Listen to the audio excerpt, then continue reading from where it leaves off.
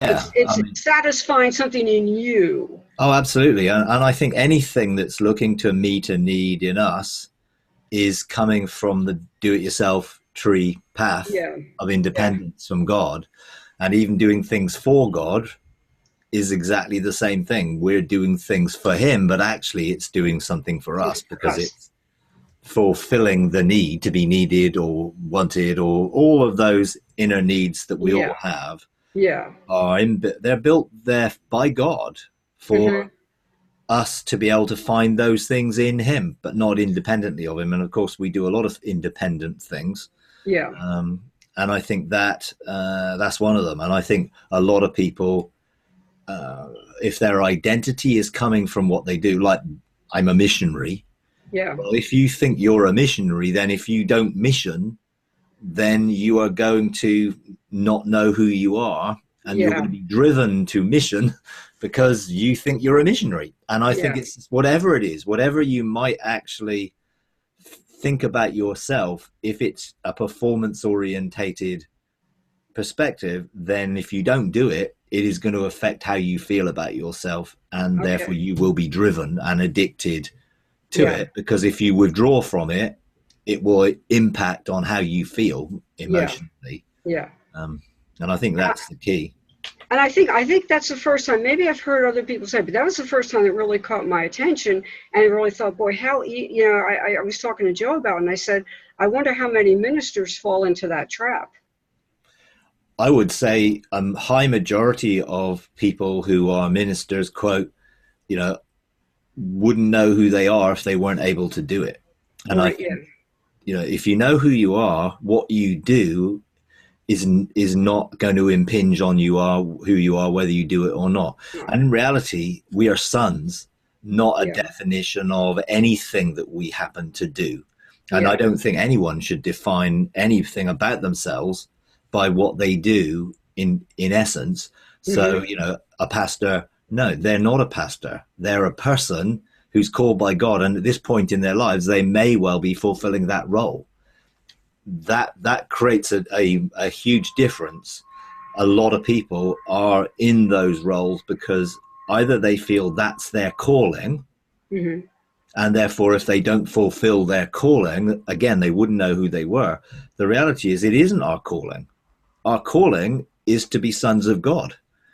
Sons of God have particular destinies and mandates that are at work through our sonship, but none of those things is should I create our identity, because they control us. Then yeah, if God said to somebody, I want you to lay this down, and what they do is such a hold over them in terms of identity that they couldn't lay it down, then they're in big trouble. And I think a lot of people are caught in the addiction of needing to do something because it actually feeds them yeah, that way. And that's not to say that those things are bad right, things, but actually, it's still not a good motive of yeah, the heart, and it is open to manipulation by the enemy and other people. yeah, Who will manipulate people because of their need to be needed or need to be wanted, and all of that, and then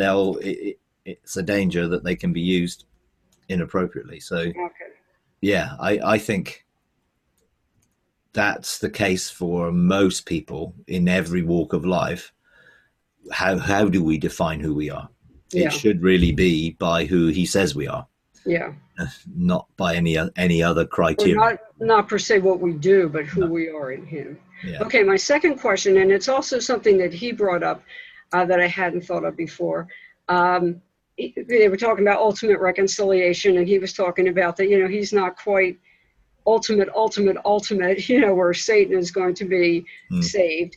Uh, but he did bring up the point. He brought the point which got me thinking, where he said, that in Scripture it talks about that sin entered the world through man, not through Satan. And we have a tendency to throw it all back on Satan, Mm. but that's not true. And he said, and I remember he said something to the effect, he goes, to a sense, Satan is subservient to us because we have to be the initiators. He can provide all the impetus and the Mm. temptation, but there's a lot, but he can't do it until he's got a human willing to cooperate. So and I think he was talking about in terms of, if you say that God could never forgive Satan, then you'd have to go back to say, yeah, but sin is in the world because of man. It was man's actions that did it, not Satan's. So I was like, oh boy, I hadn't thought of it that way before. But then I was thinking, okay, and this is just, I'm just thinking, I'm not there yet, but I'm just really pondering this. If God could not forgive Satan, would that not be potentially a situation of do as I say, not as I do? Because God doesn't give us any criteria to say, forgive everybody except this individual, this situation. It is supposed to be blanket forgiveness no matter what. And for him to not forgive Satan, and I'm not saying that he is, I'm just saying it has really made me ponder, well then God would be asking us to, telling us first that we're supposed to act like him,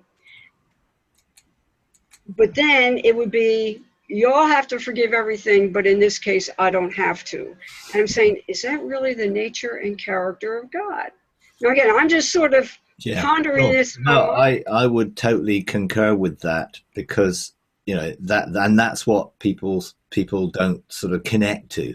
It's okay for God to eternally not forgive somebody, but it isn't okay for us to not forgive someone for a day.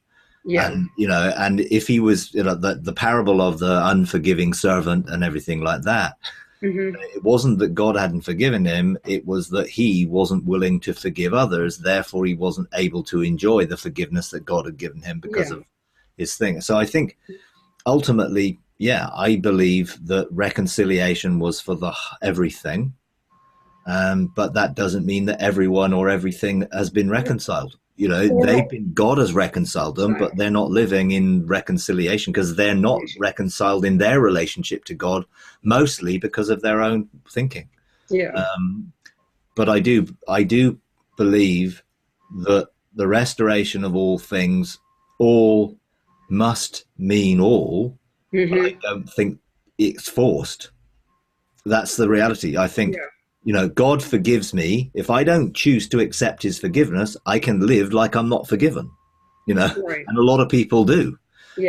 So it isn't actually about that he hasn't forgiven. It's whether I'm going to accept that forgiveness, live in the benefit of that forgiveness and enjoy it. And of course, forgive other people how I've been forgiven. So many people can't forgive other people or themselves because they don't know that God's forgiven them, or that forgiveness is a reality to them in that sense. So I don't believe that Jesus died in a limited way. And if we think that he was slain before the foundation of the world and God is continually living in the now, then the cross for him has always been. Because it's always now for him. And, you know, the power of the cross, you know, and the judgment of the cross is innocent, you know. So if we're innocent, actually, there isn't anything to forgive. If you see what I mean, he's already declared everyone innocent. Therefore, there is no need for forgiveness from his perspective to us, because he said we're innocent. We've been justified as if we'd never, ever sinned. It's not just that the cross enables God to forgive sin. It actually means that there is no sin from God's perspective anymore, because everyone through Jesus took the penalty of sin, which was death. And therefore, there is no penalty for anyone else to take. So from that perspective, it changes the view of, well, God can forgive us to God has already forgiven us, but we don't know it, or people don't know it, and they don't live in it. In reality, he's already done it. The cross is the central point of our history, but it's always been so from God's perspective because it's always been now to him. You know, so, you know, so I was asking the question, someone asked me the question the other day, well, how did Jesus get sacrificed then? And it doesn't say that he was sacrificed. It just said he was slain. But the lamb was slain. Now the lamb, if you think of the Passover lamb, was an offering, not a sacrifice. it was an offering for something. Yeah. And I think that's what Jesus did. He offered his life, so that everyone could have a relationship with God. And this Ephesians 1:4, where it talks there about that this was God's decision before the foundation of anything, Yeah. that this would be so. Yeah. So yeah, I think in essence, what did Lucifer, Satan, whatever you want to call him, what did he do? He decided to again place himself outside of relationship with God. The sense, I will. Yeah. Rather than your will, it was my will. And people do that all the time. And I mean, we people do do it that all all the the time. time. Yeah. And in reality, it was like, what was the path when God said to Adam and Eve in the garden, "Where are you?"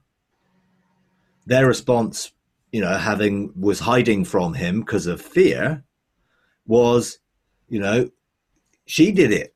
She made me do it. And then it was like, well, no, he made me do it.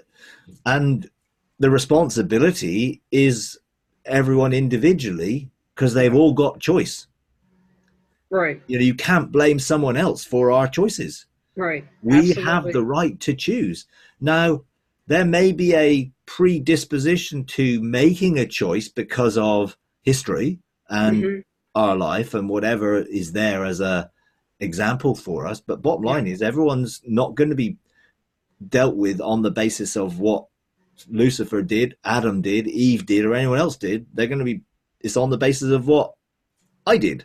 And Right. I have to then have the consequences of what I did, which, of course, when I then engage in relationship with God, those consequences are removed from what the cross has done. And if I don't enter into the reconciliation that he has done for me, then I live in the consequences, which Right. is not his desire. It's Right. my choice. You're correct. And if I don't Correct. forgive, I don't live knowing I'm forgiven. Therefore, that's my choice. It's not something that God does in any form of retribution. And he does so with, in a sense, sadness that we would continue to make choices that are not the best choices. And even if we do make those choices, he still wants to bring good out of them. And he will even weave all of our stories within the narrative of restoration overall, Yeah. because he then can redeem those things and bring good out of them, which is why he loves us so much. He demonstrates that love in that he doesn't Correct. forgive anybody. Yeah. He And it can't. and it and it talks about in the Bible that if you don't forgive, you're handed over to the tormentors. I've never seen where God's in torment. No. And it He's isn't God who's doing he's the not. tormenting. So evidently he is in total, he is not holding on to grudges or in unforgiveness in any way, shape, or form, because he's not tormented at all. So I'm thinking like, okay, wait a minute. I don't think he says do as I say, not as I do. That just does Absolutely. not No. that He does not must be the model for demonstrating love and unconditional love. And unconditional love then is outworked through what he's done on the cross, and it's a yeah, full representation of his character and nature. yeah, And we have created a God in our own image that gives us the permission then to operate in retribution and in anger and in all those things, yeah, yeah, which is not aligned to the character of yeah, God at all.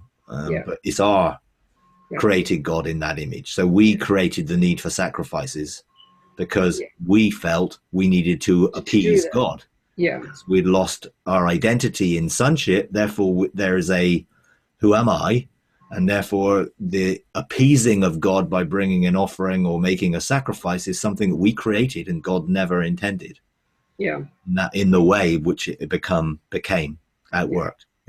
So Now, the last time I talked to you, I told you about I was having dinner with a friend who was getting into the courts of heaven. She's the one who brought it up, and that was the conversation the whole night. And it was very, very profitable and really surviving. I even told her your little excursion of going into hell, redeeming some of your family. But when I explained it in the context of Jesus said we would do everything that he did, and then saying, hey, it says in Revelation, the gates are open. There are people outside the gates. I said, the gates aren't to keep, the gates were only closed to keep people out, and there are people outside the gates are always open, meaning, and she was like, yeah, I hadn't thought of that before. So my last thing to ask is, do you have your dates when you're going to be in Dallas in July? Yeah. If you think of it, just email them to me, because I've got a friend that's going to be out there, and he's going to try to coordinate to get to see you out there, because he has friends who he thinks would want to come hear you, and he's going out into Texas, and so he wants to try to put that together. And now I'll be quiet. Yeah, I think it's July 29th to the 30th or something, of somewhere around there. Okay, all right, I'll let him know. Thanks. Okay, who's got their hand up? Oh, Mary Lynn, you got your hand up there. Yep. Good morning, Mike. Morning. Tom says hello, and Sheila says hello. Okay. The other day when I was talking with Tom, and this is kind of a little different kind of a question, we were talking about the Mandela effect. And do you believe that it is a thing? Have you experienced that? You have? Well, if you explain what you mean, then everyone will get an understanding of what you mean by the question. The Mandela effect is where you have memories that a large portion of the population does not carry. I have a memory that dates from about the time CERN turned on, and it's different than what other people have said. And Tom and I share one, and it's it's a little unimportant kind of a thing, where you would think. The book, The Berenstain Bears, I remember it with a cover that spells it B-E-R-E, and now it's B-E-A-R for Berenstain. And it's just, and people that know it from the newer version say it's always been that way. And I have a very strong memory that it is not. I can picture it. Okay. What is your take on that? I think it depends really on how you view time, and whether you see time as a continuum or a river that's flowing in one direction, and our involvement in time or outside of time, and therefore seeing things from a perspective which whether therefore have things change for us that have not changed for other people, or have things change for other people who've not changed for us. And that sort of throws up all sorts of philosophical arguments, of course. And I think, I like time travel concepts, or thinking about it, or whatever. I like time travel, films and the various things that, throw up just sort of, okay, how does this work? And, and I think we created all sorts of time paradox type issues scientifically. But if, let's say, something has changed, and we were the only one who saw that, then we would be the only one who had a memory, because no one else would have seen it, and if it's changed for me, is that in some way relation to where I view it from a time perspective? And I think if you start to live outside of time and space, in the now of God, you start to actually see things very differently, from a different perspective, which I think may be different from other people. And if you live from that perspective long enough, I think it does change your memory and perception to align more with God's perspective or heart in it. Now, little things like the changing of a spelling, okay, well, what does that mean? Now, you've got several choices. One, that your memory is not right, that although you think you saw that, maybe you didn't. And then you've got a question of why. Why are you so certain that you saw something like that? I think when it comes down to looking at the restoration of all things, I do believe that that must include history and are in connection to it in a way which will undo what has been done to realign it with God's purpose. So we look at our own lives, and I had ministry when I began to engage the renewing of my mind, which completely wiped out memories, like removed them from me fully, that I have no record of them anymore. So if that's the case, then what replaced those memories? Another reality, because that doesn't no longer exist, and I don't live in the outworking of a memory which no longer exists. I'm free from it. How did that happen?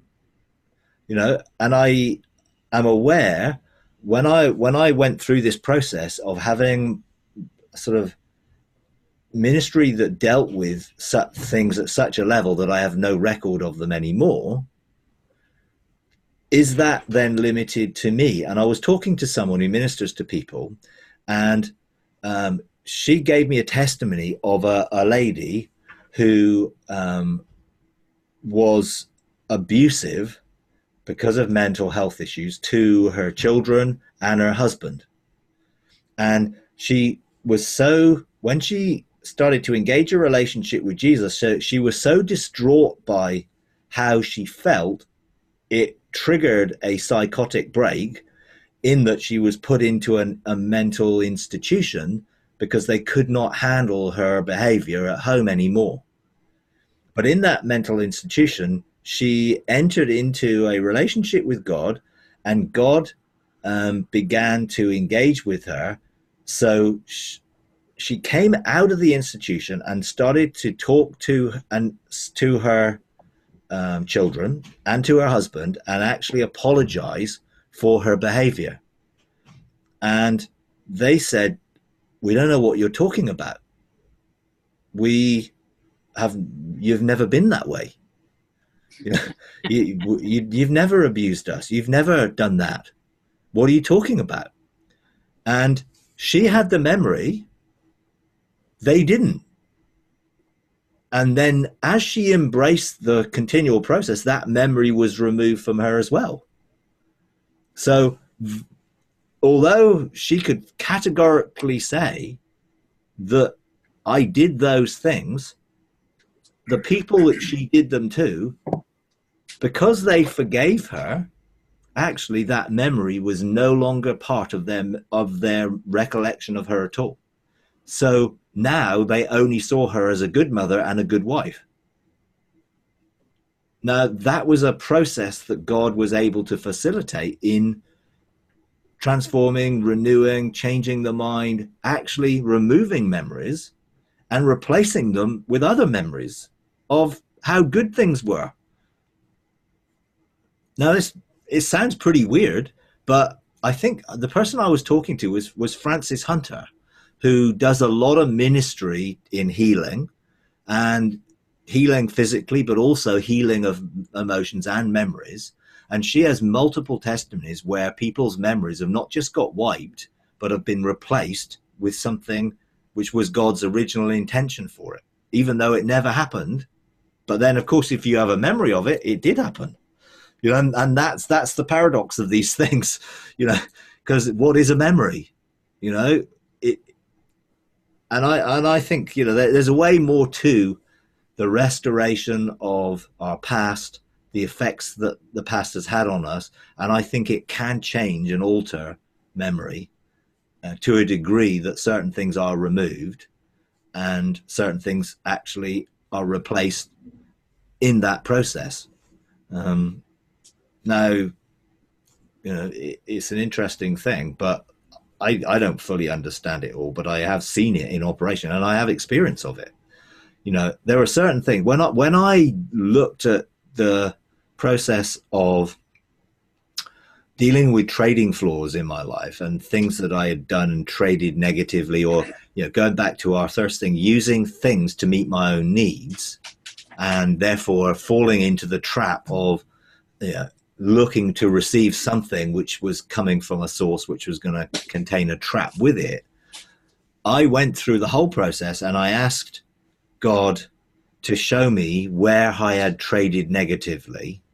And so I would have a testimony to be able to say, this is what happened in the process. And so I did a message which shared all my testimony, and then God wiped all the memories, like totally wiped them out, as if they never happened and as if they never had an effect. And then when people then ask me questions about trading floors, I'm like, I can't give you any example of anything, because it got removed. Now, fortunately, somebody transcribed the whole session I did. And so we have a record of what I said, even though I don't remember it. And I don't want to remember it. Thank you very much. Because I don't want to bring up stuff that God has removed.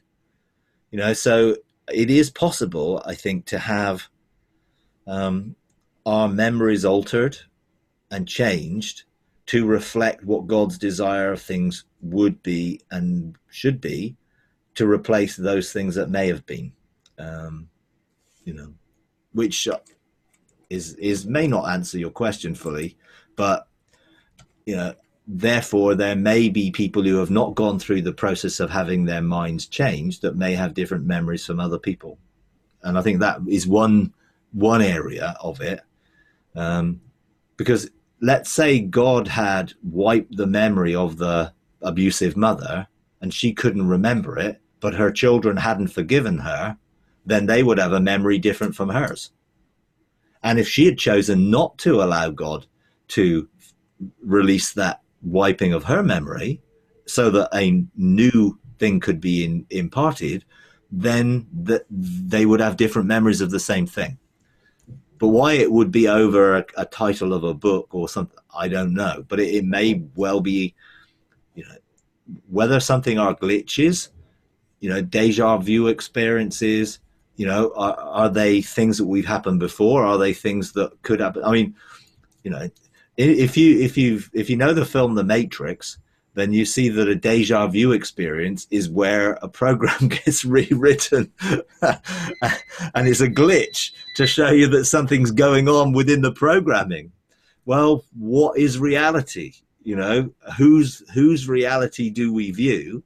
And is that reality changeable by the way in which we interact with God in his reality? And I think potentially yes. I couldn't give you the answer of every specific detail, but I think it's all possible. Okay. If there's time near the end, I have another question, but I want to give somebody else a chance to Okay. talk. All right. Anyone else want to?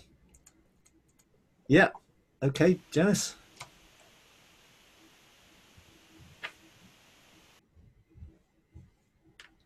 Just need to unmute yourself. Oh, there you go. There you go. Good morning. I just finished reading your book yesterday, and I've not been reading it straight through, so off and on I've been reading it, and I got to a point where you were talking about living in heavenly places and also here on the earth at the same time, being able to operate in both at the same time. You talked about plenty of times. But one of the things that you added with it, and this was one of the ways to do that, was to consistently speak in tongues, whether it's audibly or in your mind, but just consistently doing that will sort of put you in both places at the same time. So I was practicing that for about 2 weeks. And at one point,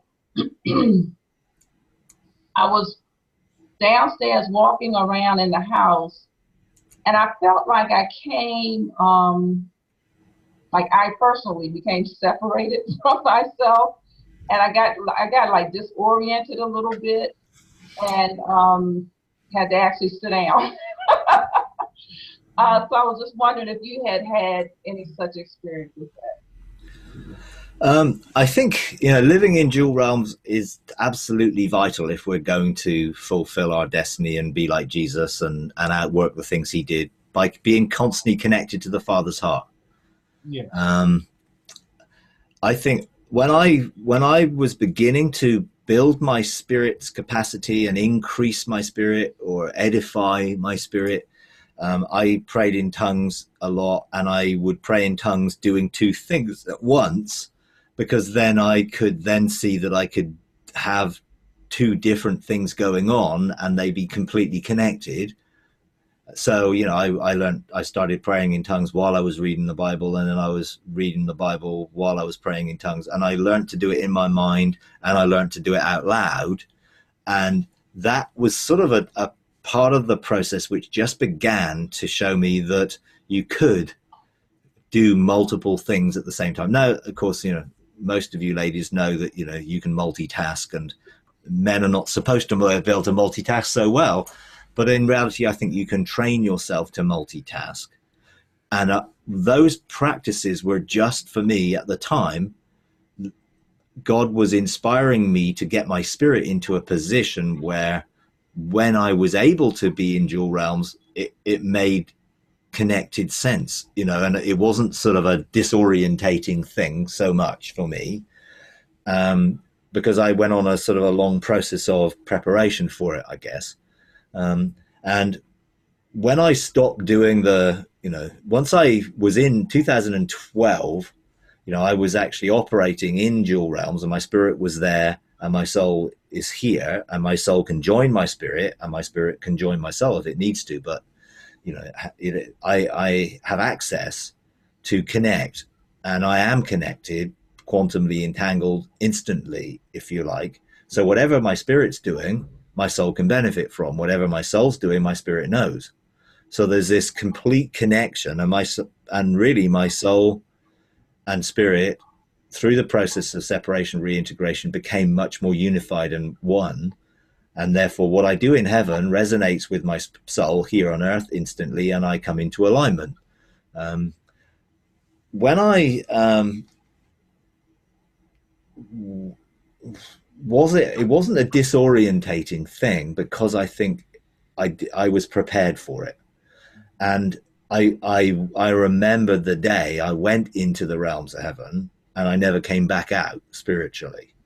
It was February the 21st, 2012. So it was a very significant day in which I went through a 4-month period that prepared me for that day. So I didn't feel disorientated. I just felt this is how it all should have been. But it can be, obviously, if you're not used to something, it can take a little bit of time to get used to what that is.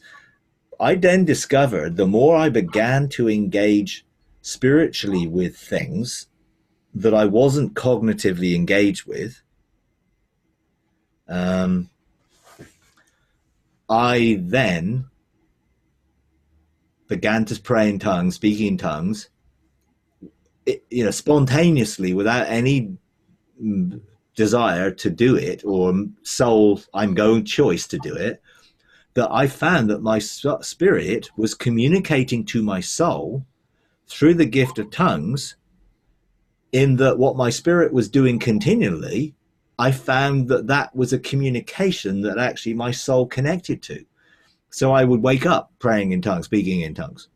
I didn't know what I was saying, but my spirit was communicating to me in a way which was at a deeper level that didn't necessarily need to be in English, because then in English I would have tried to figure it all out. And I didn't need to figure it all out. I just need to come into agreement with it. So tongues was a part of the process, and it's also now actually more an active part of my life, in that I find myself spontaneously speaking to myself. Now, in this tongues as a spiritual gift, it's about speaking to God. And you find every occasion of tongues in the Bible, it's about speaking to God. It can be interpreted, but it's an interpretation of us speaking to God. Everything is directed towards God. But I believe once we start to mature spiritually, then it goes beyond just speaking to God into that it can be speaking into other things, and that can be spirit speaking to soul, and interacting in that way. So it's a interesting dynamic when you begin to live in those two realms. Everything becomes normal, eventually. I think I had a lot of preparation for it to be. It felt normal as soon as it happened, because it was a very specific thing that I didn't need to normalize. It was just there. It was like I stepped in, I never stepped out. And everything's increased from there. Then that goes on to living in multiple dimensions rather than just in one, because my spirit is not limited to being in one place at one time. It can be in multiple places at multiple times. Therefore, that increases our capacity in dual realms living to be multi-dimensional rather than one-dimensional. And that I discovered, years later, once my mind got sort of deconstructed and renewed, and abilities to connect in a way of seeing multiple realities and living in them became something I could do.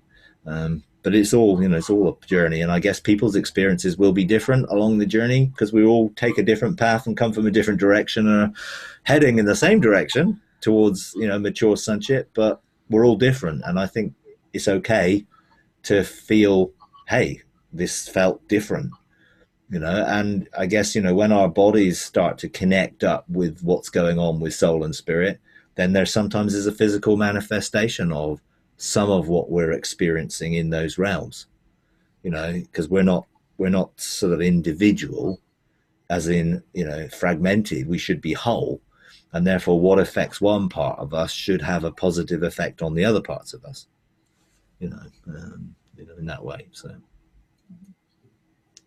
Also, thank you, Mike. Also, next Friday, James and I will be taking our first trip to Choco, and it's working out beautifully. God is truly in control, and probably by February, which is when our lease is up here at this place, we will probably be moving. I think not probably. We will be moving to Choco. Okay, great, awesome. Yeah, great. Well, I'm sure God's got many plans and purposes and things there for you, all prepared for you to walk into, which should be great. So go for it. All right. Okay. Anyone else got anything they want to talk about? Yeah, Robin, you got your hand up there.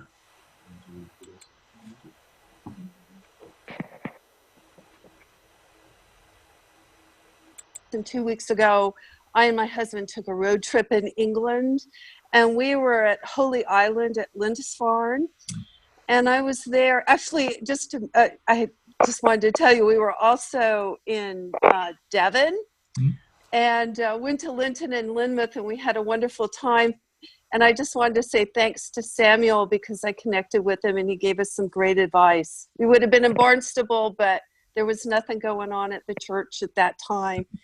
But anyway, back to Holy Island in Lindisfarne. I was there and I was praying, and I'm, as an intercessor, I've got this desire that if God would want to use me, I'm like, let me be used, even in being transported to places to pray for people. So anyway, that night I went to bed, and I had this experience, and it's almost hard to find words to describe it, but I almost felt like there was energy kind of on my body, almost like a rush. And I almost felt like I could probably leave my body, but I sort of shut down. And something like that had also happened to me once before when I was listening to a teaching by Dr. O. I got kind of frightened and just shut down. So I'm just wondering what you would say. Is there more, I'm almost sensing probably I need more preparation. There's more things for me to do. Maybe I need to relax more. I'm not sure. Can you maybe give some advice on that?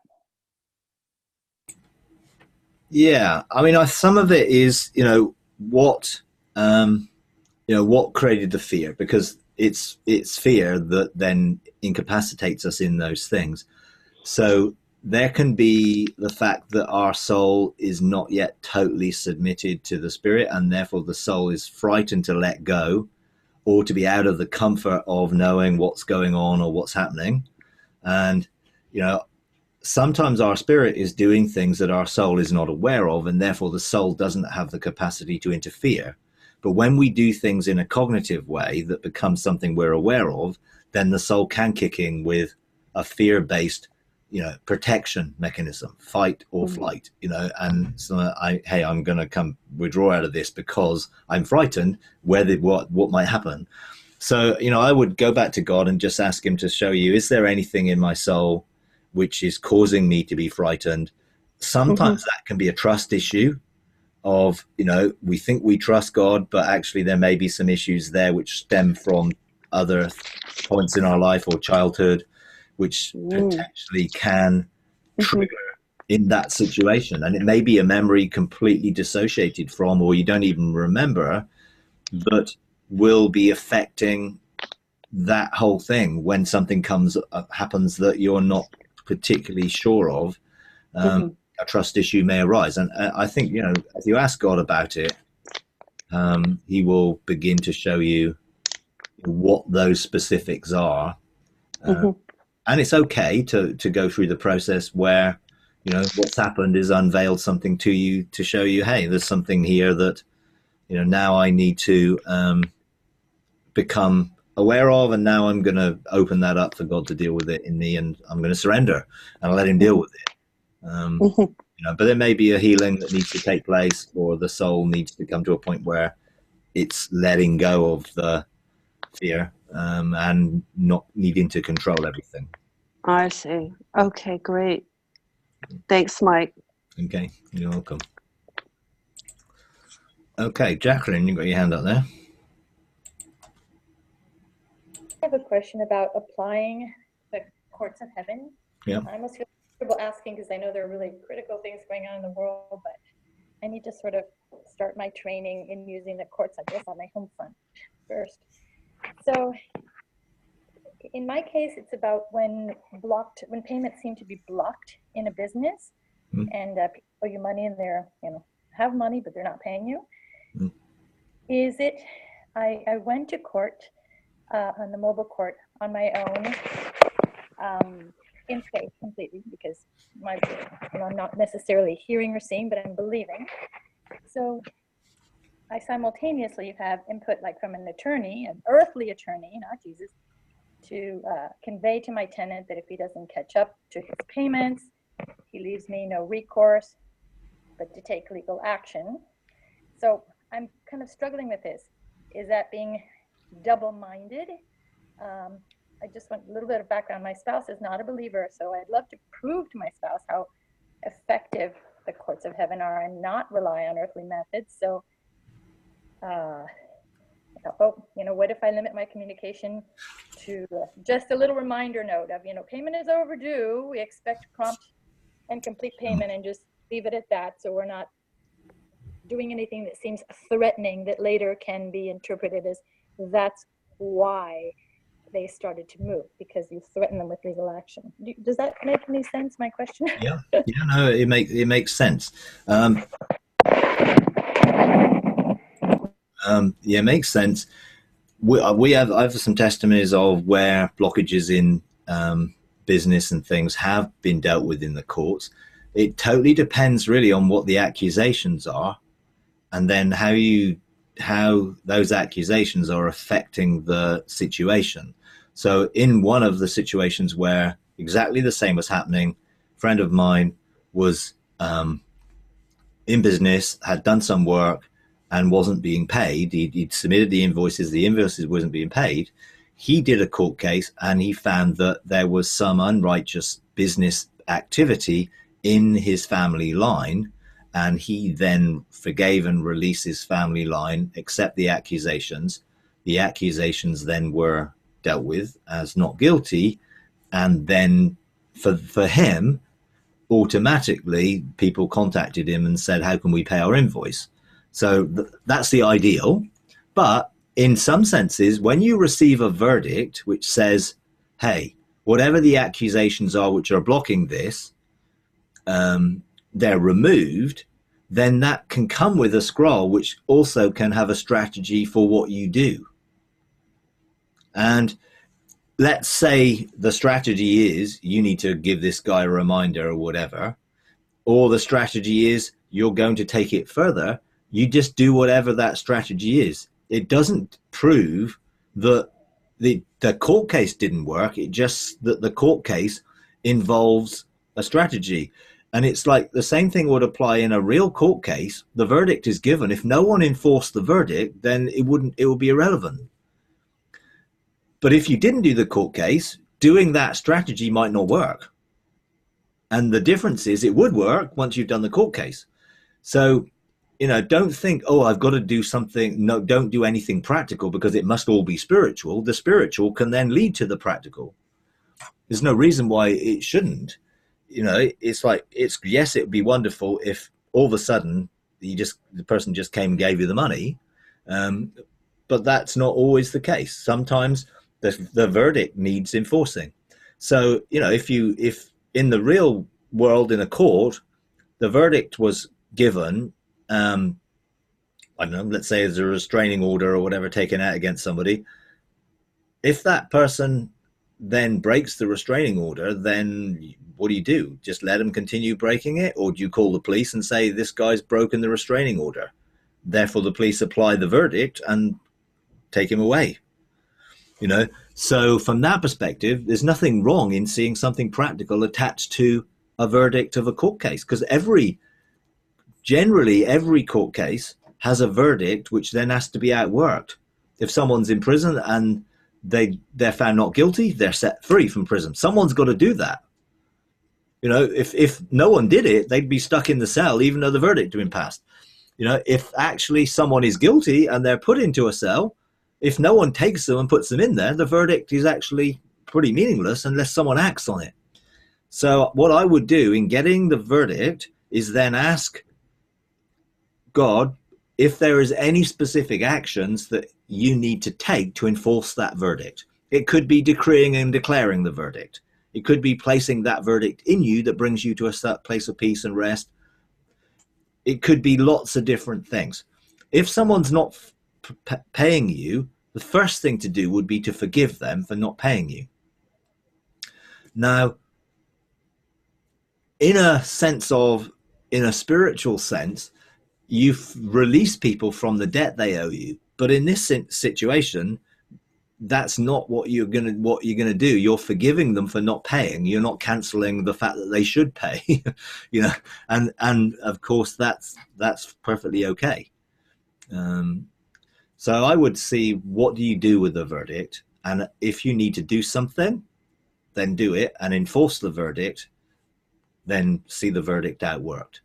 And if that means that you need to take them to a further situation, well, if that's what God's saying to do, do it.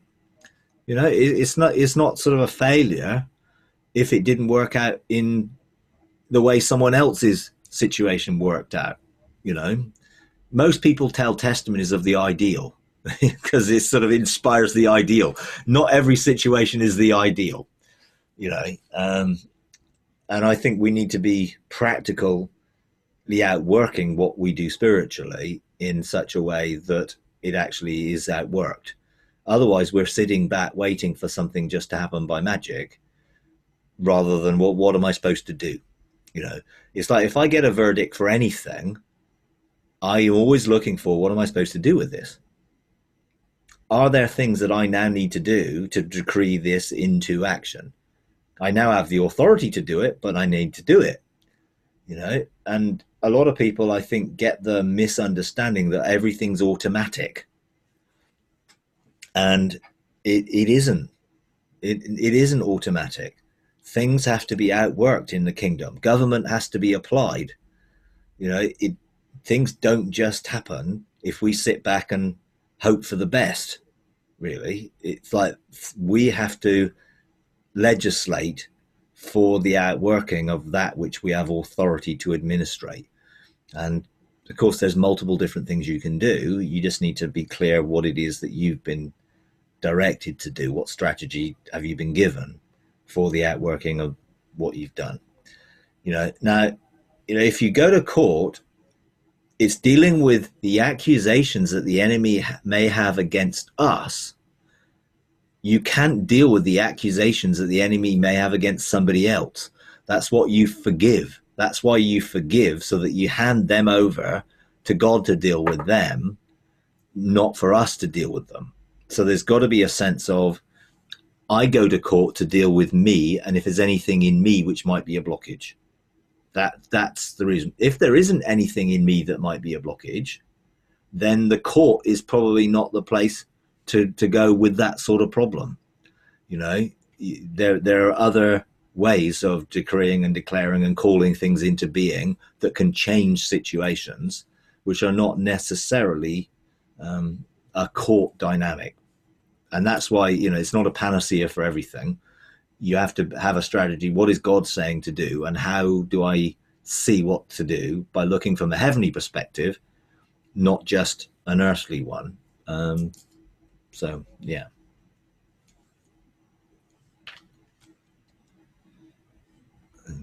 Okay. Anyone else?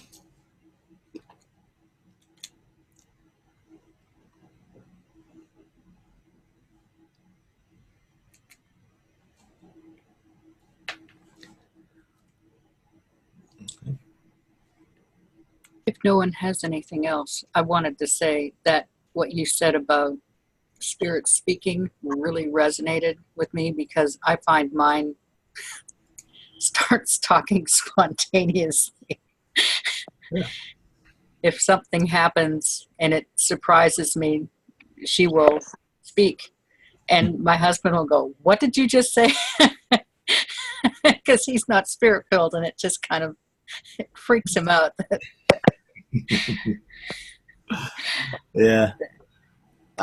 In a sense, a lot of what I will say is coming directly from the spirit and not my soul when I'm speaking, because I'm not trying to come out of memory to give an answer or to say anything specific.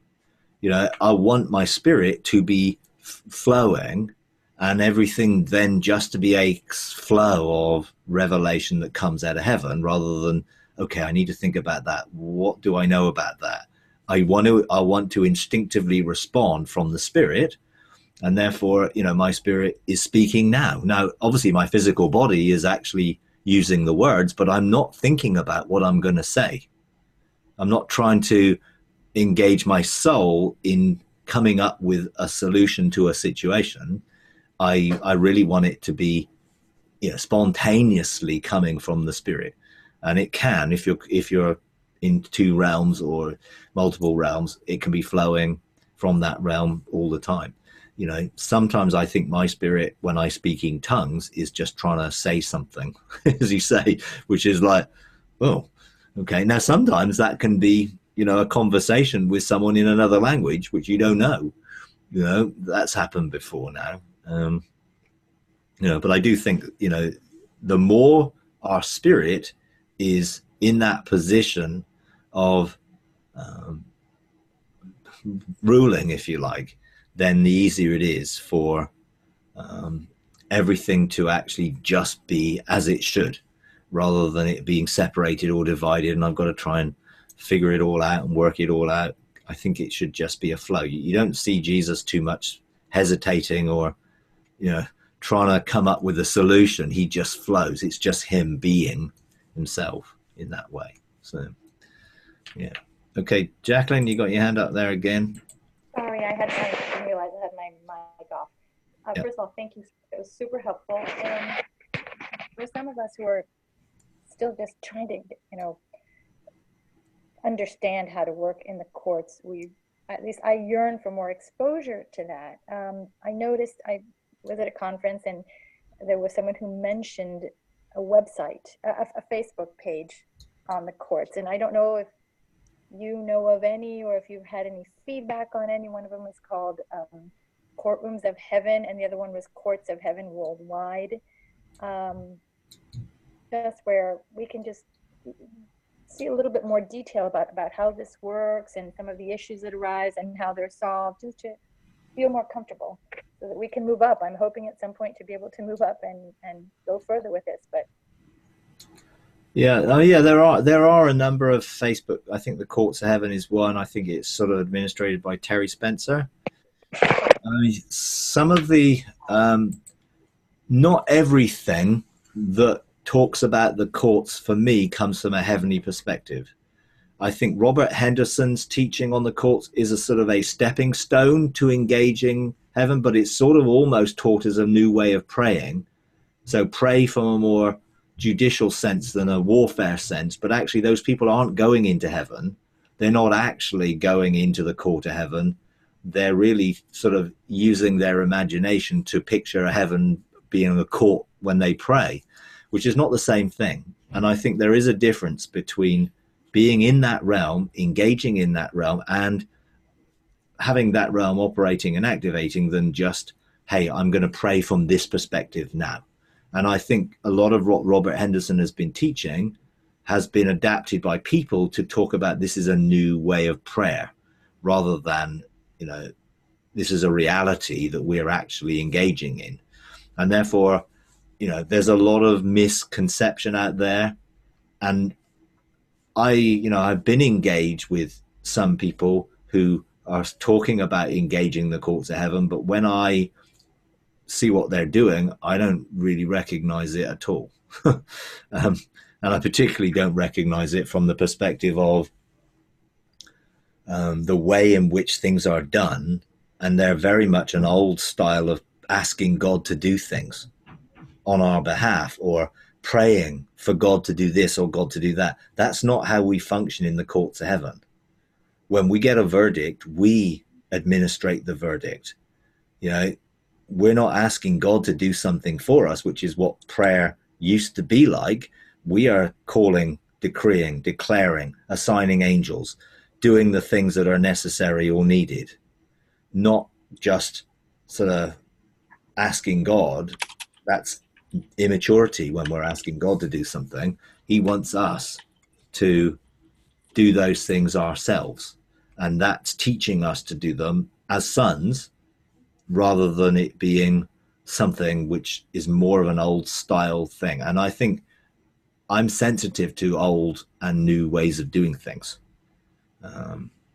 And therefore, you know, when I've done court cases with people and they end up praying, you know, I know that what they're doing is not actually coming from a place of authority in heaven. They're praying and they're just asking God to do something for them. That's not what a court's about.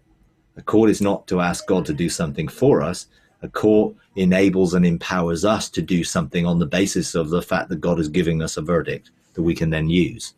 You know, that's how I would perceive some of the things. So I would be careful in don't assume everything out there on the net or Facebook is correct or is operating from a new perspective. You know, look at things with an eye which is saying, okay, what do I resonate with this? Is this something which feels new, or actually does this feel old with another title on it, another name attached to it? You know, but there are some, you know, good things. I think you could try the Facebook page. I think the Courts of Heaven. I think there's probably a trouble is on a Facebook page, there are probably lots of people at different levels of revelation and understanding. So some things that will be said on that page will be great, and some things will be coming from someone who doesn't understand, or maybe coming out of their own perspective. So again, you need discernment in it all. I did I think quite a few sessions in the Engaging God program on the Courts of Heaven, and used different examples and did different examples of the different type of things you can do. Ultimately, you need to learn how to do it relationally, really, with God. He's the best tutor when it comes to these things. People can help, but ultimately you're you, and you may do things slightly differently from other people, and that's okay. That's perfectly okay for you to do things differently than others would do them. But and that's where, again, don't necessarily use a formulaic approach to it of using someone else's words to do a court case. You can take an example, but make it your own and use your own words and be led by your spirit, not just reading something by rote or doing something in that way, which is like, well, I'm going to use this formula because this formula I know works because someone done it. So, when I give examples, they're not there to be parrot fashion used. They're there as an example of what you can then develop for yourself. And I think that is really the best way of learning, is to learn yourself. I didn't learn anything about the courts really I've never read Robert Henderson's book or whatever. I did it as God showed me. Ian Clayton, who was probably one of the forerunners in some of these things, we did a court case here jointly with Ian Clayton over some things, and that was sort of gave us sort of a basic model. But I don't get tied up into, you've got to do it this way or else it won't work. I can simplify it to a fact that God knows my heart and he knows what I'm doing, and I don't overcomplicate it, and I can do a court case quite quickly, because basically I convene the court, I stand under the covering of the love of God and the blood of Jesus, and I ask for the accusers, I hear the accusation, I agree with the accusation, and I get a verdict. I mean, it can take a few minutes, really, depending on how complex the case is. If it's a simple case of me dealing with something in my own life, that can be quite a short process. It doesn't have to be a great long one. If I'm doing a court case, when I did something as a class action case on behalf of a whole generation of people, that took me a lot longer to prepare and to deliver. Because court cases are done differently in different courts. Dealing with accusations is different from using some of the other courts for different reasons, really. So, yeah. Okay. All right. Yeah, James. Yeah. Okay. What I'm concerned about is our responses to God speaking and God moving. And I'll just give you a little background. In Uramal, the body received a word from God. Actually, it was maybe 30 minutes. Every member was touched and experienced, collectively experienced that as a body. But since that time, which has been about 6 months, nothing has happened. And I'm talking about God's promises in terms of our responses to that. My question is, should there be some kind of response other than just holding in our memory until it sort of fades away, which seems to be trying to happen? How do we maintain the life of the spoken word to the body and engage God from that position? Okay. Yeah, there has to be a response. Yes. Because if there's not a response, then we're just waiting for God to do something. The reason he gives a word is to motivate us to respond from the heart of that word and then act out of that word to facilitate what he's saying. Now that's not trying to make it happen. The more we understand our position of authority in sonship, we'll realize that we can make declarations based on that word. It's like God giving me a law. I use the law to make declarations on the basis of that law, which then start to facilitate things happening by establishing in heaven first. So if God has called things or giving you a prophetic word about something that is for a corporate body, then someone needs to be in heaven making those declarations and decrees on the basis of that word to call them into being. Just because he said it doesn't mean it will happen. We have to respond.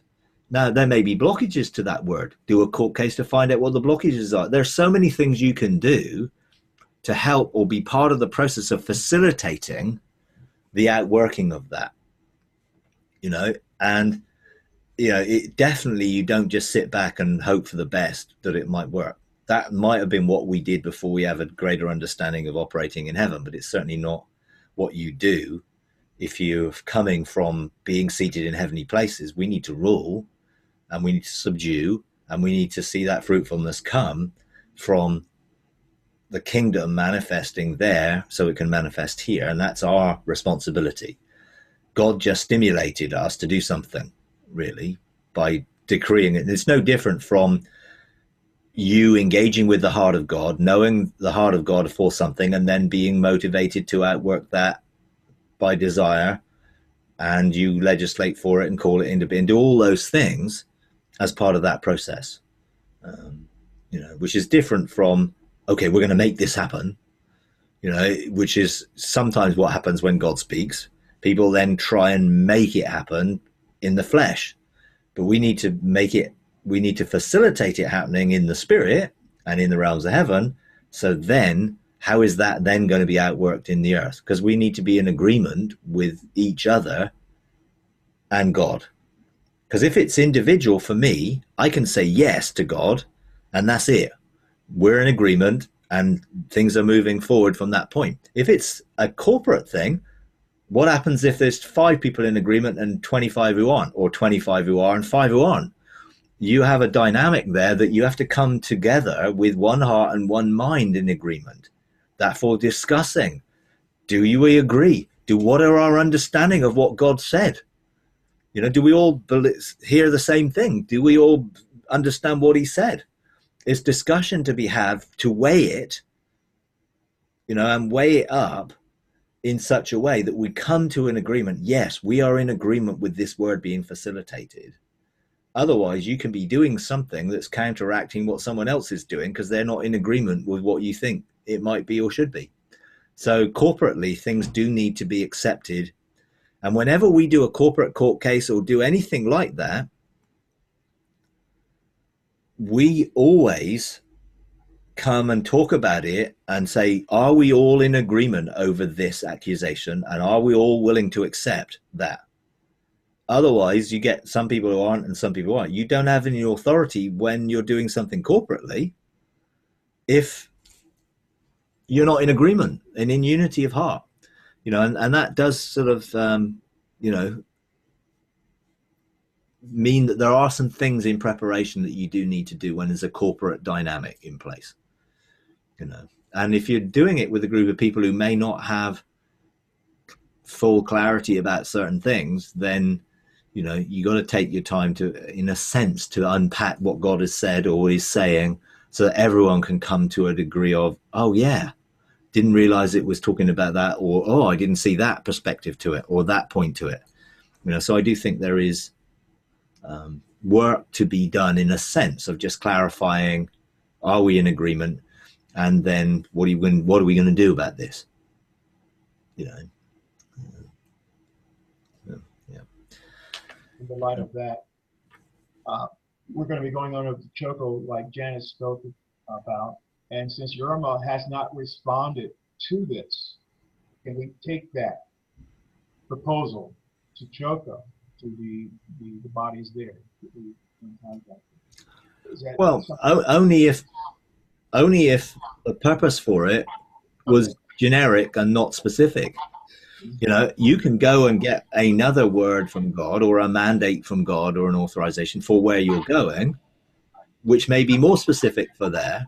Okay. I would go back to God and say, okay, is this specific to here? If it's specific to there, then you leave it. It's up to them whether they embrace it or not. If it's, no, this was something that you've got in your hearts, and can we take that in our hearts with us? Right. And God says yes, well then, yeah, you can. But it may then need to be applied to where you're going if there's a corporate, again, dynamic. Because you carrying a word, if other people don't carry it, then you're not going to be in agreement for the outworking of what God said. And you can share, hey, this is a prophetic word that God gave, and I believe it's applicable to here. What do everyone else think? Let's weigh this up. Or you can look and ask God to release it again to people in a different way. In that way. So, yeah. Thank you. Okay. All right. I need to leave it there. I will